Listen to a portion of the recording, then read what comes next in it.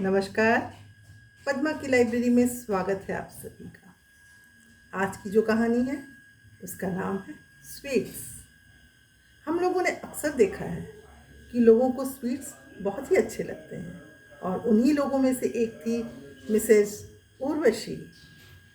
जी हाँ, मिसेस उर्वशी को स्वीट्स बहुत ही अच्छे लगते थे, या यूँ कहा जाए तो वो बचपन से ही काफ़ी पसंद करती थी स्वीट्स को। उसके जो हितैषी थे और शुभचिंतक अक्सर मिसेस उर्वशी से कहा करते थे, इतनी ज़्यादा स्वीट्स मत खाया कर क्योंकि कहीं डायबिटीज़ ना हो जाए। ये सुनकर वो मुस्कुरा देती या फिर ठहाका लगाकर हंस पड़ती थी। शायद वो निश्चिंत थी कि उनको डायबिटीज़ नहीं होगा, क्योंकि एक तो उनकी उम्र आधी पार हो चुकी थी और उनको लगता था कि डायबिटीज़ जिनको होना होता है वो 40 के आसपास हो जाता है। तो उनको तो अब तक बिल्कुल नहीं हुआ। और एक कारण था कि 1-2 वर्ष पूर्व भी उसने अपना पूरा बॉडी चेकअप करवाया था, ब्लड की भी जांच करवाई थी, लेकिन डायबिटीज़ के कोई लक्षण नहीं मिले थे। इसलिए अब वो निश्चिंत होकर खाती थी। होली में गुजियों का आनंद लेती थी और दीपावली में तो ना पूछिए, मनपसंद सारी मिठाइयों का स्वाद लेती थी। और इसको छोड़कर जितने भी पर्व त्योहार आते थे, बस उनकी ज़िंदगी में मिठाइयाँ ही मिठाइयाँ थी। शायद कुछ लोगों को उनसे जलन भी होती थी कि इस उम्र में भी ये लेडी इतनी अच्छी तरह से मिठाइयों का स्वाद ले रही है। परंतु जो समय का पहिया होता है ना, या यूँ कहिए वो हमेशा एक सा नहीं रहता। एक दिन अचानक मिसेस उर्वशी की तबीयत बिल्कुल ख़राब हो गई। घर वाले हॉस्पिटल लेकर गए। डॉक्टर ने पूरा बॉडी चेकअप किया, ब्लड की भी जांच की गई और कहा गया कि आप कल आकर रिपोर्ट ले जाइए। दूसरे दिन डॉक्टर ने रिपोर्ट उर्वशी जी को थमाते हुए कहा कि आप बिल्कुल भी अब नमक कम लेंगी और शुगर का सेवन तो बंद कर दीजिए, और इसके लिए आपको टैबलेट्स भी लेने पड़ेंगे क्योंकि आपको डायबिटीज़ की शुरुआत हो चुकी है। ये सुनकर मानो उर्वशी पर वज्रपात सा हुआ। वो उदास मन से घर लौटी।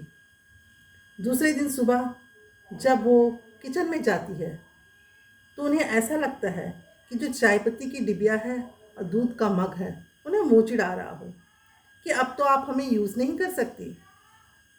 मिसेस उर्वशी का मन डगमगाने लगता है, लेकिन वो चाय के बदले छाछ ले लेती है। देखिए समय की पकड़। कभी तो मिसेस उर्वशी की शुरुआत होती है दिन की मीठी कॉफ़ी या चाय के साथ। आज वो बिना नमक का छाछ पी रही थी। अब तो दिन इसी तरह से गुजरने लगे। बेस्वाद सा खाना, फीका सा खाना जिसमें नमक मिर्च बिल्कुल भी ना था, उसी को खाना पड़ता था। और शुगर तो बिल्कुल ही बंद हो गया था। दिन में घर में 3 बार बीपी का चेकअप किया जाता था और 2 बार शुगर का। उनको लगने लगा था कि उनकी जो लाइफ है वो बेरंग सी हो गई है, बेस्वाद सी हो गई है।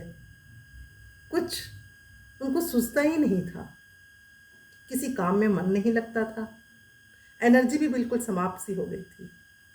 डॉक्टर ने कहा था कि आपको वेट लॉस करना है। इसकी वजह से उन्होंने खाना भी बिल्कुल कम कर दिया था, या यूँ कहा जाए तो कम हो गया था। अब तो हालात ये हो गए थे कि वो बेडरूम से अपने दरवाजे तक भी बड़ी मुश्किल से जाती थी। बाहर वॉकिंग के लिए जाना तो दूर की बात है। लेकिन दिन कटने लगे इसी तरह से। उन्होंने बिल्कुल सेल्फ कंट्रोल सीख लिया था। जब डॉक्टर के पास गई तो डॉक्टर ने रिपोर्ट दिया, अरे वाह, 1 महीने में तो आपने बहुत ही अच्छा से कंट्रोल किया है। आपका रिपोर्ट तो बहुत अच्छा है। अब आप बिल्कुल भी जा सकती है वॉकिंग के लिए बाहर, और आपका बीपी भी बिल्कुल नॉर्मल हो गया है। बस थोड़ी सी मुश्किल है, शुगर को और कंट्रोल करना पड़ेगा।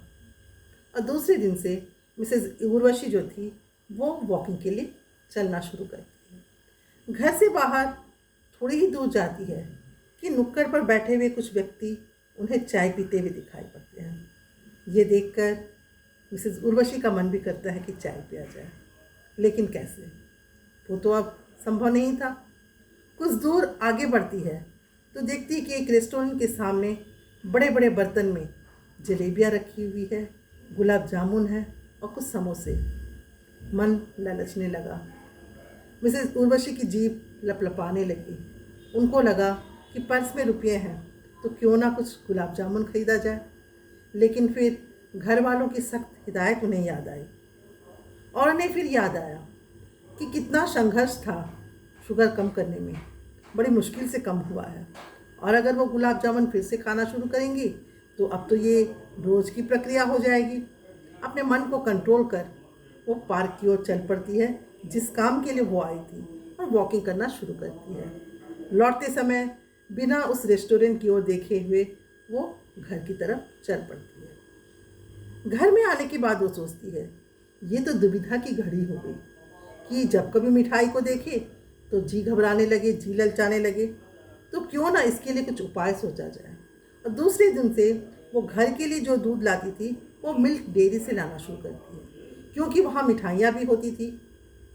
उनको लगने लगा कि अगर उनकी आंखें रोज ही मिठाइयों को देखेंगी तो अब नई तरह से उनका जी नहीं करेगा मिठाइयाँ खाने का। और यही हुआ, उनको मिठाइयाँ देखने की आदत सी हो गई। अब तो हालात ये हो गए कि उनका बीपी बिल्कुल नॉर्मल हो गया है और वो तो अब सामान्य रूप से नमक लेना शुरू कर चुकी है। और उनको लगता है और उनका पॉजिटिव एटीट्यूड जो है उससे उनको लगता है कि निकट भविष्य में आने वाली दिवाली में उनका सेल्फ कंट्रोल ही होगा जो फिर से वो मिठाइयाँ खाना शुरू कर सकेगी। उम्मीद है आप लोगों को ये कहानी पसंद आई होगी। फिर मिलते हैं मेरी अगली कहानी में। तब तक के लिए बाय बाय, नमस्कार।